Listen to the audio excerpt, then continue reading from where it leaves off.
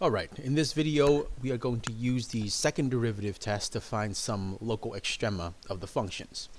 Now for the first part, the first function f of x, this is a periodic function and it still has a period of 2 pi because as you can see there are no transformations here, so there's probably infinitely many extrema, but we only need to start out by finding the extrema on the interval 0 to 2 pi, and then we can figure it out from there. So just start with this interval and then figure out what the rest of the extrema would be, because there's going to be an infinite number of them. So let's first start by taking the derivative. So f prime of x would be equal to cosine of x minus sine of x. And what we want to do here is also figure out where f prime of x is equal to 0. So set this equal to 0 minus sine of x. Move sine of x to the other side, so we're looking for the place where sine of x is exactly equal to cosine of x. And there are infinitely many locations, but between the interval of 0 and 2 pi, they would occur at pi over 4 and 5 pi over 4.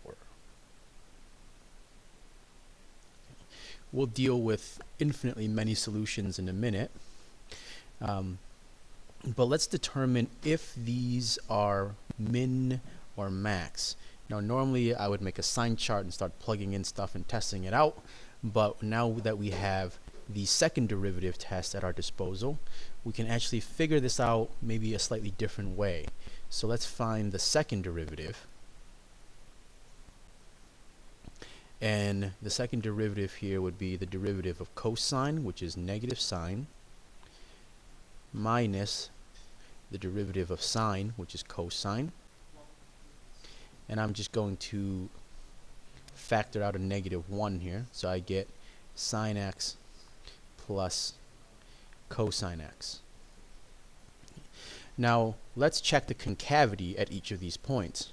What would be f double prime of pi over 4? Well, this would be sine of pi over 4 is a positive number. Cosine of pi over 4 is also a positive number.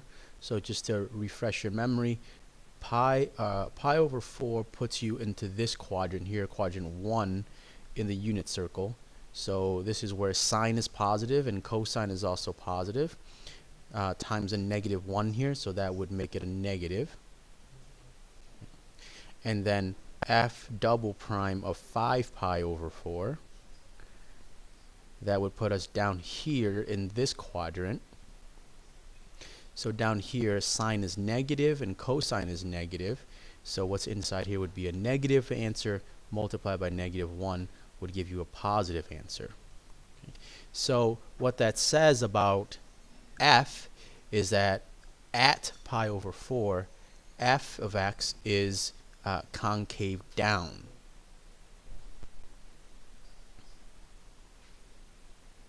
And at 5 pi over 4, f is concave up.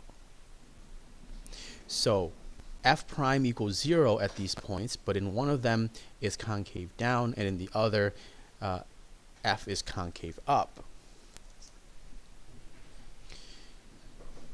So what we can say is that we know then f of x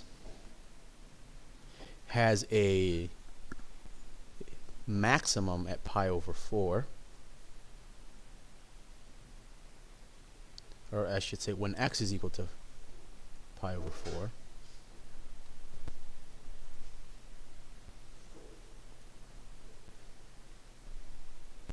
and a min at whenever x is equal to 5 pi over 4. So these are the x coordinates. To find the y coordinates, we actually have to plug in the numbers. So f of pi over 4 would give you root 2 over 2 plus root 2 over 2, so that's going to be root 2.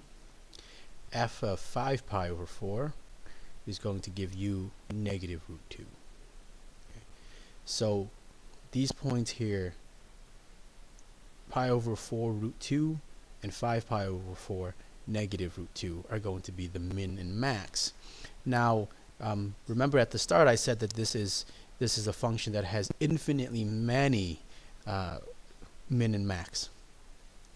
Well, because the period is pi, we can answer this question quite succinctly by just saying plus 2 pi n, or plus or minus 2 pi n, where n is some integer.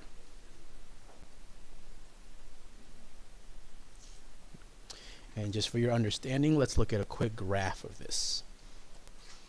Alright, so using some modern technology, I have this graph here just to show you what it looks like. We know that there's a max here at pi over 4 root 2, and there's a min here at 5 pi over 4 negative root 2. So there you have it, a quick example of how to use the second derivative test. We'll look at one more example in the last video.